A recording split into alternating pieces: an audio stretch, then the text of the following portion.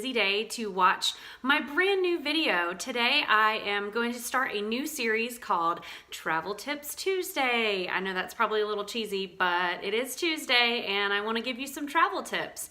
A couple of weeks ago, I was able to attend the Epcot International Festival of the Holidays for the very first time.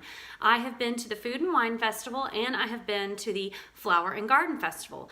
And each of them are a little bit different than the other. This one definitely doesn't last as long as the other two festivals, but it is no less fun. And there are a lot of fun things for you to do. One of my favorite things to do is eat, and we're going to talk about that in just a minute. But I did want to highlight a couple of things that are fun for kids and families to do together. Because a lot of times people want to skip out on Epcot. They think Epcot is a boring park. There's not enough for kids to do, whether you're older or younger. And I think that's a travesty. You guys, don't skip Epcot on your upcoming Walt Disney World vacation. You are missing out if you do. But before we get started talking all about the Festival of the Holidays, I am Sarah, and I blog at sarahinthesuburbs.com. And I plan on writing up a little article, probably not little. It's actually going to be quite lengthy because I want to try to cover everything that I'm going to talk about in this video. But if you need it written out because you want to make notes for your trip, I will have that up in a couple of days. But for now, here's this video that I'm going to do, and I'm hopefully going to keep it under 5 minutes or less because I know your time is valuable and my time is valuable. So without further ado, let's talk about International Festival of the Holidays. One of the first things that my kids found to do when they went to the Epcot Food and Wine Festival was Remy's Ratatouille Hide and Squeak.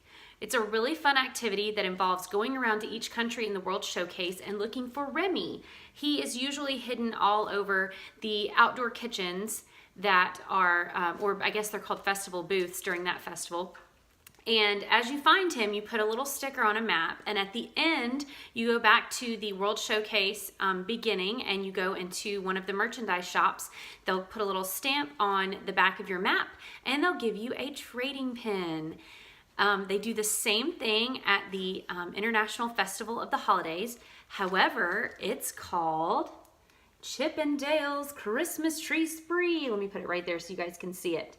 I think this is so adorable. And as you can see, this particular child of mine, we got about halfway through with hers. This is exactly how it's going to come to you in your nice little plastic casing. It's going to come empty and you're going to get a set of stickers with it.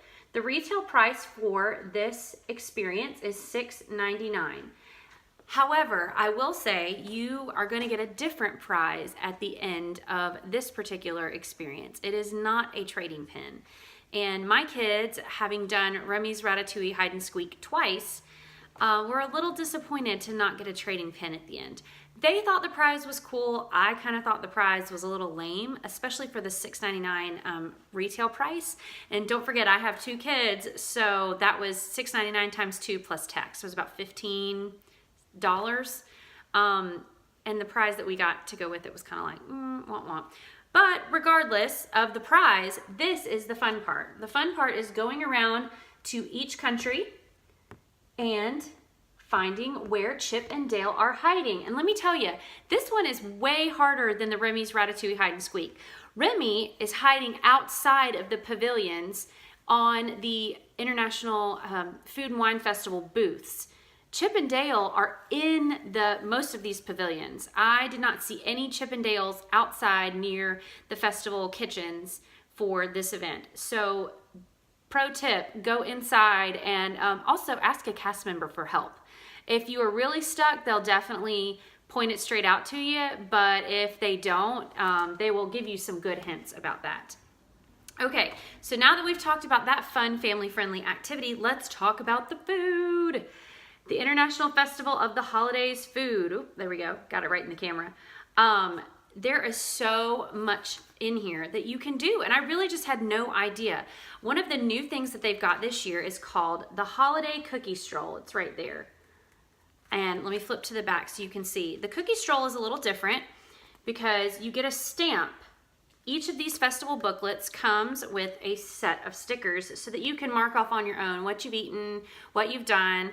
As you can see, mine has some empty spaces where I ate some food and participated in the candlelight processional, which is awesome. But the cookie stroll, you get stamps. And I didn't quite make it all the way to the end, but if you make it to all 5 cookie stroll stops, you get a complimentary completer cookie at the very end. And this is a very cost-effective way to enjoy the festival because each of these cookies are $2 a piece. And I'm probably gonna say my favorite one was the one in Germany. It is the peppermint crunch cookie and it was delicious. So make sure that you grab one of these at the beginning of your day at Epcot. These are just about everywhere that there is a map. They're definitely gonna be at guest relations. They're going to be at all of the merchandise stores. Most of the booths, the outdoor kitchens have them. So don't forget to pick one up because it's going to tell you exactly what you can get. It's got merchandise in here. I love this. Let me flip back to the front for you real quick.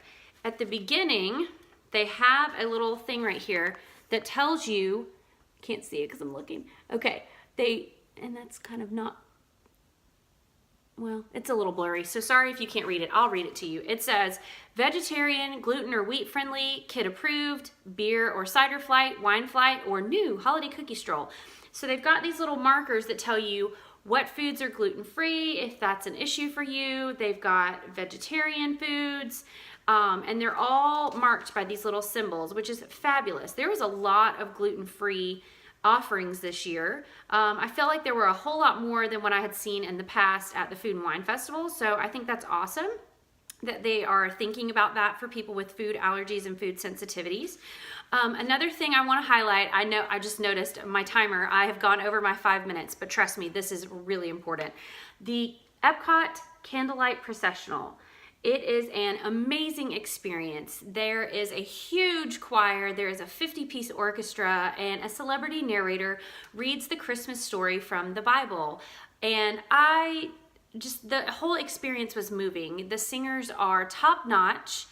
The Voices of Liberty are the ones that participate in the middle of the group. It's kind of hard to see in this picture, but they're the ones in the middle. And then high schoolers that have to audition and try out for this are chosen to be part of the larger choir. So I think that's really cool that Disney is reaching out into the community and inviting kids to participate. I was able to hear Cheetah Rivera. She is a world-renowned Broadway superstar, has been in all kinds of amazing shows, and she was wonderful. And when she was done reading her parts, she sang along with the choir, which I thought that was really cool. I know a lot of people just saw recently John Stamos and Neil Patrick Harris. The few that are new this year, Helen Hunt, who's already read, Alfonso Ribeiro, he's already read. Coming up December 10th and 12th is Bart Millard, and December 21st through the 23rd is Ali Carvalho, and you may recognize her as the voice of Mulan. I think that's so awesome that she is going to be there reading the story. And also another Disney princess is Jodie Benson. That's really cool. She is the voice of Ariel, and I just adore her. So I think that would be an amazing candlelight processional for you to attend if you're thinking about it. So don't forget to pick one of these up so that you can know exactly what to try and what not to try at the Festival of the Holidays. And don't forget to get one of these for your kids so that you guys can have a fun activity to do while you are walking around the World Showcase. If you guys have any questions about what to do, what not to do, what to eat, what not to eat, let me know. I didn't get to try everything this year because my trip was so short, but I did try a few things, and I highly recommend the brand new Cookie Stroll experience. I think that's super fun. So thank you guys so much for tuning in today and giving this video a thumbs up or a like. Thank you for commenting down below if you've got any questions. I hope to see you guys back in a couple of days with another Travel Tip Tuesday video. Bye!